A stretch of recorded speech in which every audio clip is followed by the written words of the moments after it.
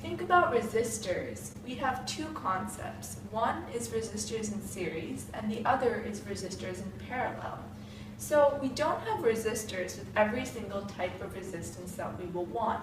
For example, we might have a bunch of 100 and 200 ohm resistors, but we might actually want 1000 ohms of resistance, and this is why we need resistors in series. When we have resistors in series, we basically put a bunch of resistors in a row, and as we keep on putting more and more resistors in a row, the resistance increases. So imagine here on the very left that we just had one resistor. This means that there would be very little resistance and that most of the current would be flowing. But when we add another resistor, there is more resistance, so less current can flow. And this trend keeps on continuing. Because we were discussing series circuits, which is when we put multiple resistors in line, I wanted to show you guys a circuit. The materials we will be needing to build our series circuit are 1. A power source, such as a battery, 2. An LED, such as the one seen here, 3. A resistor. We will be using two 1 kilo ohm resistors today, and a series of wires, such as the one seen here. Let's draw out the circuit that we will be creating. To begin with, I have simply drawn the power source that we will be using. This is our battery, and it contains a negative terminal and a positive terminal. From the positive terminal, we will be connecting to two resistors. This is our first 1 kilo ohm resistor, and next we will have a second 1 kilo ohm resistor. From here, we will have our LED right over here, and end our circuit by coming around to the other side at the negative terminal. Now, to calculate our total resistance, we simply have to consider this is resistor 1 and this is resistor 2 and add the two resistances. So the total resistance will be 2 kilo ohms. This means that if there's more resistance, our LED light should be more dim than it would be if there was just 1 kilo ohm resistor.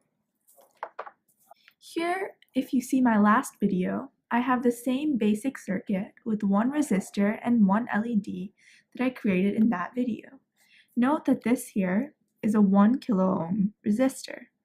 Now, just connecting this to the positive terminal and this wire to the negative terminal, we see that the LED glows quite brightly. Now, for me to make this a series circuit, I'm simply going to unplug this wire and the LED and add another resistor. Note that I'm making sure to add this in the same column as my previous resistor. If we see here, my previous resistor ended in the 13th column, so I'm starting my new resistor in the same spot. I will link our last video below for more details about how exactly the connections on a breadboard work. Now, just inserting this resistor in another column, it doesn't really matter where this ends, I'm going to be putting my LED back. Once again, this resistor turned out to end on column 23, so my LED is also going to start in the same column. Now, just putting this wire back where it was, we see that we have a completed circuit. So we start at the positive terminal, we travel over to this resistor, then this resistor, and an LED. So these two resistors, as we can see, are in series. We complete the circuit with this wire, which leads to the negative terminal, or ground. Now, if we connect these to the battery, this one in the positive terminal, and this one in the negative terminal. It might be a bit hard to see, but the LED is actually slightly dimmer than it was previously. This is how resistors in series work. The more resistors that we keep on adding to this chain, the more resistance there will be. This is just a simple example, but in reality, we could put infinite resistors in a row. Our second concept is resistors in parallel. This equation is a bit more complicated, but we will be doing a few examples, which should make it more clear. Now, let's make our parallel circuit and sketch that out. As I mentioned before, the equation for a parallel circuit is slightly more complicated. Essentially, 1 over the total resistance is equal to 1 divided by the resistance of the first resistor plus 1 over the resistance of the second resistor. After we sketch our circuit, we will predict the total resistance in a parallel circuit. Once again, I have just drawn our power source, the battery, over here. Now, as the current is traveling through our circuit, it splits into two. So we draw one resistor up here and the other resistor down here. So they are parallel to each other. Once again, we are using the same two resistors with a resistance of 1000 ohms. The current once again comes back together and we now have our LED.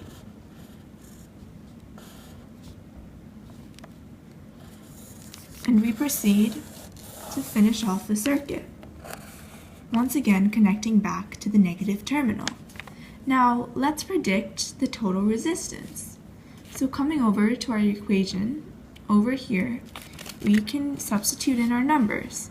So 1 over R equals 1 over 1000 plus 1 over 1000, which is of course equal to 2 over 1000. Now we know that 1 over R is equal to 2 over 1000, or 1 over 500. So the total resistance is 500 ohms. If you see here, if we'd connected multiple resistors in series, the resistance would have increased. So if we had one resistor in series, the resistance was 1000 ohms. When we had two resistors in series, the resistance was 2000 ohms. Parallel circuits, however, are the opposite. So when we have one resistor, we would have 1000 ohms, but instead, when we had two resistors, we ended up having less resistance, which was 500 ohms. And similarly, as we add more and more resistors, the resistance will keep on decreasing. This means that our LED should actually glow brighter with two resistors in a parallel circuit. Looking over here, I have once again reverted back to our original circuit with just one resistor. Now, adding this other resistor in a parallel circuit, as seen here. Looking closely, we can see that I've placed the resistors on row F and row H respectively, and they start and end on the same columns. At the end of the resistors, in between them, is our LED. And just like before, we have the same wire ending at the negative terminal. So our circuit starts at the positive terminal, the current is split between these two resistors, and it once again rejoins at the LED. And next we have this wire, which leads back to the negative terminal, or ground. Now, connecting this, we connect this positive wire to the positive terminal and this negative wire to the negative terminal. And you can see just how brightly the LED is glowing. This is because it has merely 500 ohms of resistance compared to the previous 1000 ohms. This is much brighter than our previous glow. So I hope this video was informative, and even though resistors might seem like just a component There's really so much we can do with them. We can also arrange resistors in both series and parallel. So that is all for today. I will see you back soon with another video. From each Nerdina to all Nerdinas. Adios.